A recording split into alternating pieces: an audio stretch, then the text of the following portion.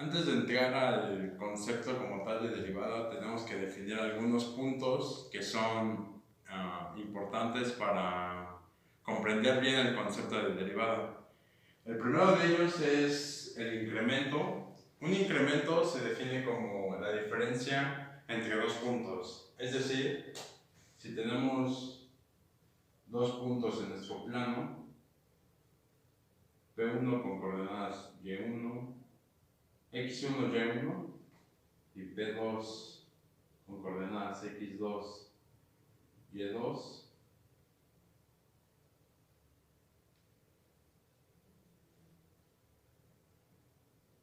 Sabemos que este es X1 y este es X2, este es Y1 y este es Y2. Un incremento es la diferencia entre estos dos puntos y se define convencionalmente con una letra delta, es decir, delta de X. Y como ya les mencioné, un incremento, o sea, delta de X, no es más que una diferencia entre esos dos puntos. Lo mismo sucede con Y. Delta Y es igual a Y2 menos Y1. Esto nos servirá más que nada para comprender la nomenclatura. Esta es la nomenclatura que se utiliza convencionalmente. Y pues ya. Lo siguiente es el concepto de pendiente. El concepto de pendiente nos explica qué tan inclinada está una recta respecto al eje de las abscisas. Si tenemos igual dos puntos en nuestro plano y los unimos, esta recta tiene cierta inclinación respecto a su eje en X. Y sabemos que la pendiente se define como Y2 menos Y1 sobre X2 menos X1, es decir, el incremento en Y sobre el incremento en X. Y bueno, ¿para qué nos sirve el concepto de pendiente? Pues el concepto de pendiente se utiliza para obtener las ecuaciones de la recta, que, bueno, más adelante hablaremos de ello, pero las ecuaciones de la recta, partiendo de esta ecuación, despejamos el incremento en Y, que nos quedaría Y2 menos Y1 es igual a M, que multiplica a X2 menos X1. Si nosotros en nuestro plano tenemos una recta que que intercepta en el eje Y, sabemos que ese punto pues sería 0, B, que es la intercepción en este eje. Y si sustituimos estos valores aquí, nos queda Y2 menos B por M, que multiplica a X2 menos 0. Resolvemos la ecuación.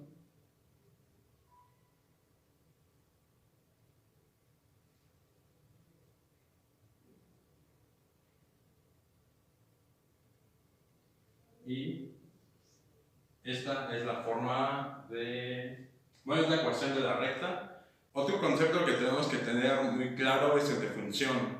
Una función es una regla o una correspondencia que relaciona dos conjuntos y nos dice que del primer conjunto le corresponde uno y solo un valor del segundo conjunto. Es decir, que si tenemos esto que nombremos D y este otro conjunto que se llame E, si tomamos un valor de D, X, le aplicamos una operación, nos va a arrojar un valor de este conjunto que denotamos como f de x. Al conjunto D se le denomina dominio de la función y los valores que obtenemos se nombra como contradominio. El dominio de una función son todos los valores que podemos tomar de x para aplicarlos en la función. Por ejemplo, sabemos que si tenemos una función lineal, el dominio para esta función van a ser todos los reales, es decir, que va desde menos infinito hasta infinito. Pero lo mismo pasa con una función polinomial. Podemos tomar cualquier valor para x y nos va a arrojar un valor. Pero si tenemos alguna función, una raíz por ejemplo, sabemos que los valores que puede tomar x tienen que ser igual o mayor a 0. Por tanto, el dominio de la función va a ser este. Lo mismo pasa con un cociente. Sabemos que si tenemos cualquier expresión, si tenemos a x en el denominador tiene que ser siempre diferente de 0. Por tanto, podemos tomar cualquier valor desde menos infinito hasta 0 y de 0 hasta infinito. La combinación de funciones también es importante, ya que el resultado de estas es una nueva función. Una función f podemos combinarla con una función g para que nos dé una nueva función. En este caso tenemos la suma, la diferenciación, el producto y el cociente, que pues no es más que sumar las dos funciones, restar las funciones, multiplicar las funciones y dividir las funciones. Para el dominio de la nueva función va a estar dado por la intersección de el dominio de f y el dominio de g. Por ejemplo, tenemos que esto es f de x y este es g de x, su dominio. Pero sabemos que probablemente cuando tengamos un valor de f y lo metamos en g, no va a resultar, no nos va a dar ningún resultado. Entonces, sabemos que la intersección de los dominios de ambas funciones nos da el dominio de la nueva función. Por ejemplo, si queremos llamarla h a nuestra nueva función, el dominio de h va a estar dado por la intersección de el dominio de x interceptado con el dominio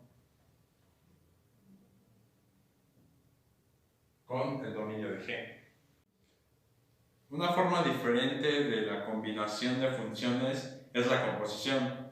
Una composición de funciones la podemos simbolizar así: f evaluada en g, y como ambas son funciones de x, aquí sabemos que f de x y g de x son diferentes y el resultado nos va a dar una nueva función.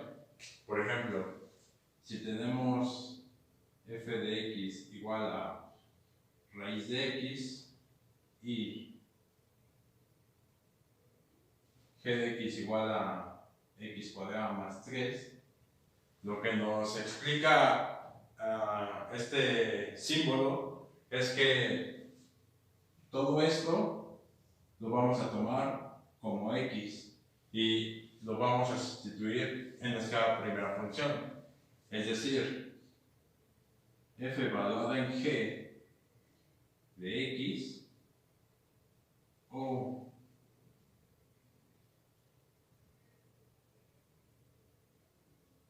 también se puede expresar así.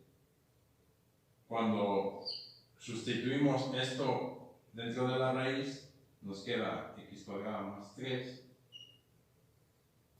Y esta es nuestra nueva función, que por lo mismo, como es una nueva función, podemos llamarla de diferente forma. Bien, otro tema para comprender bien el concepto de derivada son los límites. Empezamos con definir el límite de una función. Entonces, el límite de una función se define como el límite de f de x cuando x tiende a a es igual a l. Entonces, podemos tomar los valores de f de x aleatoriamente cercanos a l, tomando x acercándonos a tanto izquierda como por derecha, pero nunca siendo a. Entonces, de esta definición surgen los teoremas de límites. El primer teorema nos dice que el límite de una constante siempre va a ser una constante. El segundo teorema nos dice que el límite de x cuando x tiende a A va a ser igual a A. Y el tercer teorema nos dice teniendo dos números, dos constantes cualesquiera, m y b, entonces un límite tiende a mx más b cuando es x. No, así la cagué, ¿no? Entonces tenemos el límite mx más b cuando x tiende. Bien, el tercer teorema de límite nos dice que tenemos dos números cualesquiera, dos constantes m y b, entonces tenemos un límite mx más b cuando x tiende a A, solamente tenemos que multiplicar x donde la tenemos en el límite, entonces como x nos tiende a A, lo único que tenemos que hacer es multiplicar m por a y le sumamos la constante que ya tenemos. En nuestro cuarto teorema nos dice que si tenemos el límite de f de x cuando x tiende a A, nos da un valor L, y el límite de g de x cuando x tiende a A nos da un valor M. Entonces podemos sacar que el límite de f de x más g de x cuando los dos tienden a x, cuando los dos tienden a A, es igual a L más M, que sería igual a la suma de sus resultados. Y lo mismo pasa para la resta. Si tenemos que el límite de f de x menos g de x es igual a L menos M. El segundo punto nos dice que si tenemos f de x multiplicada por g de x cuando tienden a A, solamente sería multiplicar L por M. Entonces, para el cociente es el límite de f de x entre g de x cuando ambos tienden a cuando ambos tienden a A, perdón, es igual a L sobre M. Entonces, para eso los podemos separar en dos límites diferentes. Por ejemplo, para el primer caso podemos obtener el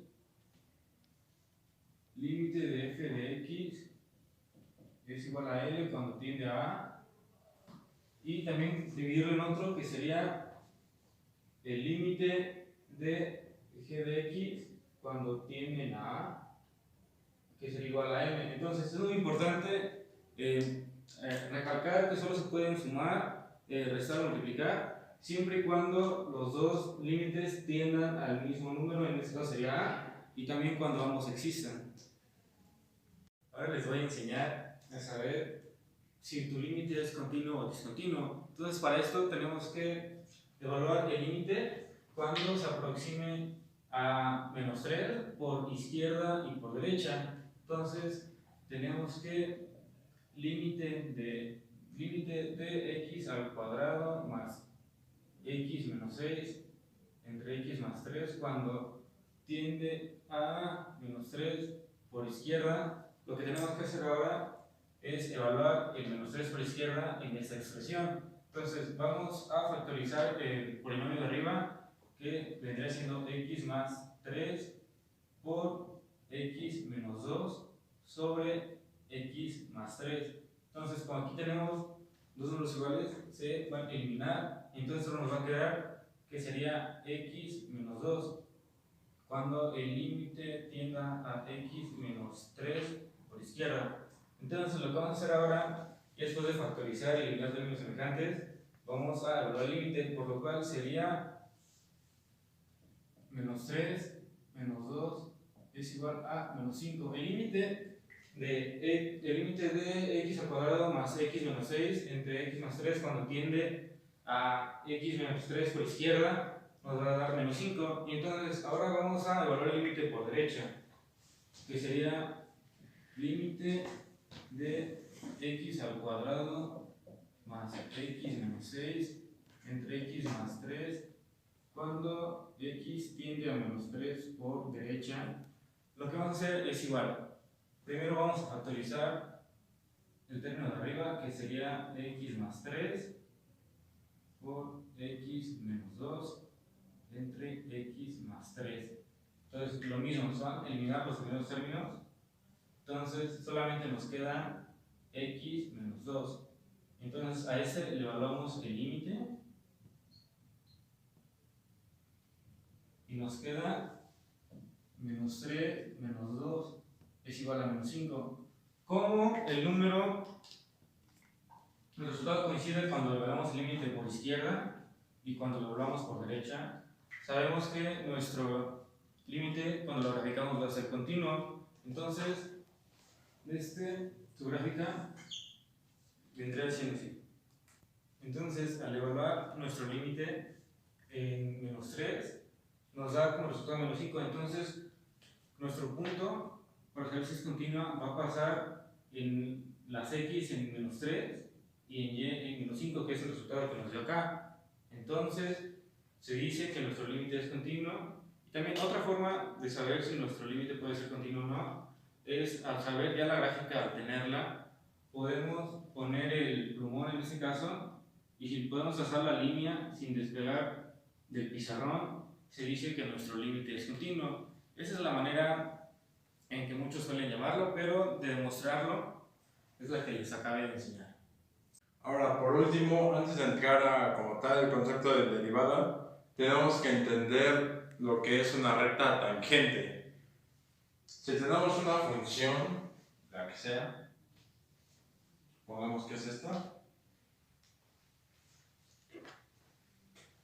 y tenemos dos puntos.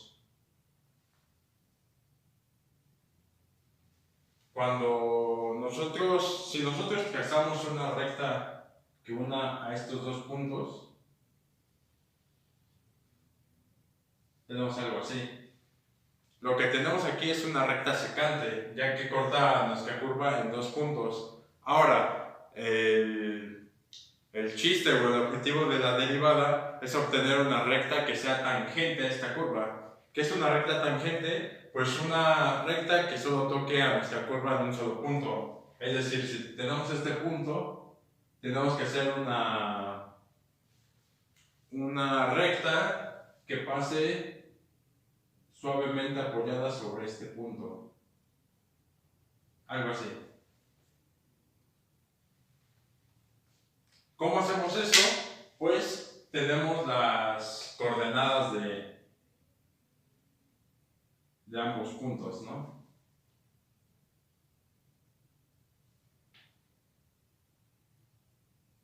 Sabemos que esto es x1, esto es x2. Ahora, ¿qué tenemos que hacer para que estos dos, mientras nosotros unamos estos puntos lo más cerca posible, nuestra recta se va a ir inclinando cada vez más, a tal grado que nuestra recta secante se convierte en una recta tangente? Entonces, ¿qué tenemos que hacer? Pues lo que tenemos que hacer es que esta distancia, que es delta de x, sea muy pequeña, lo más cercana una de la otra. Entonces, lo que queremos hacer es obtener la pendiente, ¿no? La pendiente de la recta tangente. ¿Y cómo hacemos eso? Pues ya lo vimos anteriormente. Es el incremento en y sobre el incremento en x. Ahora, por comodidad, nuestras y's las podemos poner en función de x, ¿no?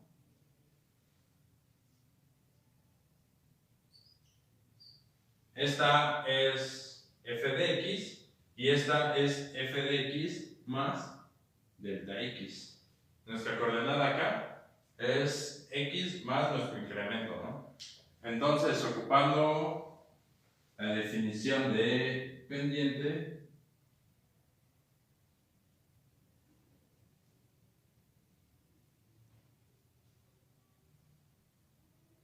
aquí nos quedaría x más delta x menos x. Nuestras x se reducen y nos queda algo así. Ahora, como ya mencionamos, ¿qué queremos hacer? Pues hacer esta distancia mínima, ¿no? Que delta x sea casi cero. ¿Cómo hacemos eso? Pues le aplicamos el límite cuando delta x tiende a cero de esta función.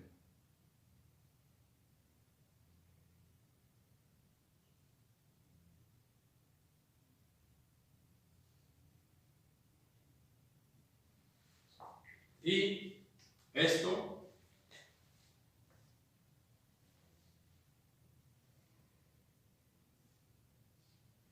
es la definición de derivada.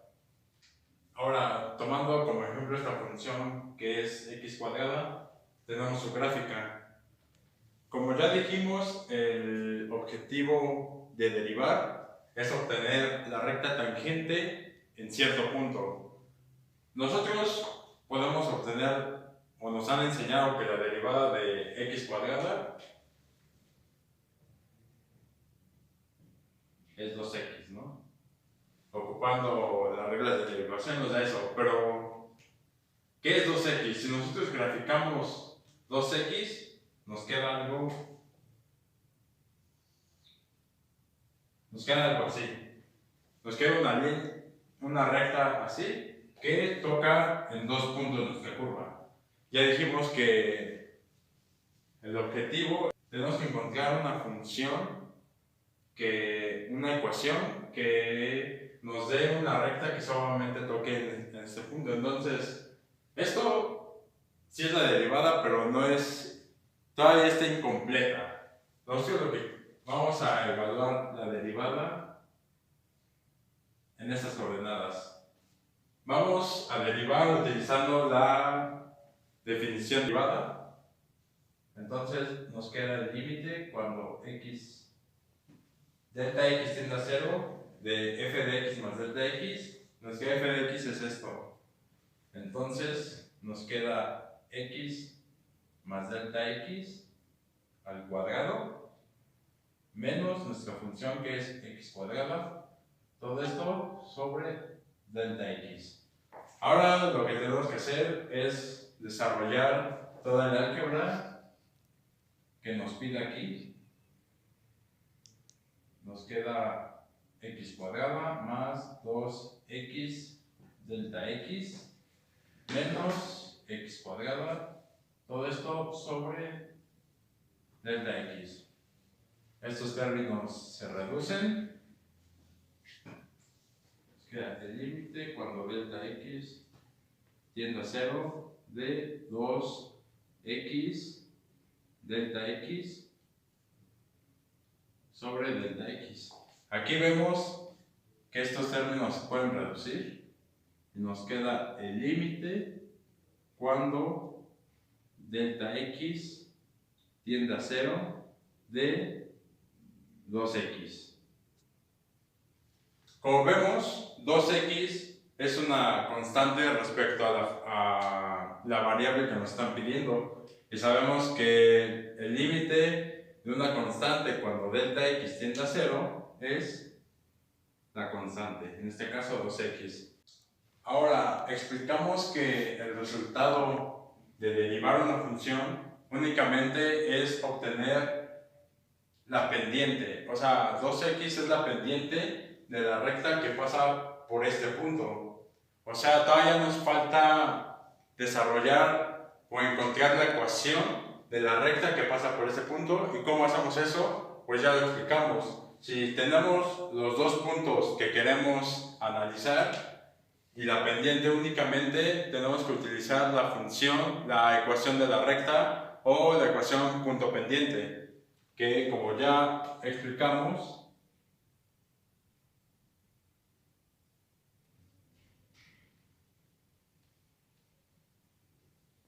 es esta, ¿no? Y ahora sustituimos los valores. Esto es x1 y y1.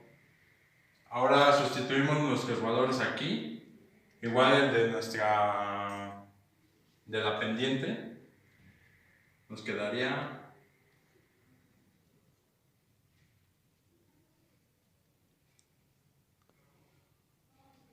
así. Y ahora, como estamos evaluando nuestra función en x1, el valor que va a tomar esta x igual va a ser ese. Y desarrollamos todas las operaciones que aquí se nos muestran. X, y x2, como ya no tenemos otra variable, la dejamos así.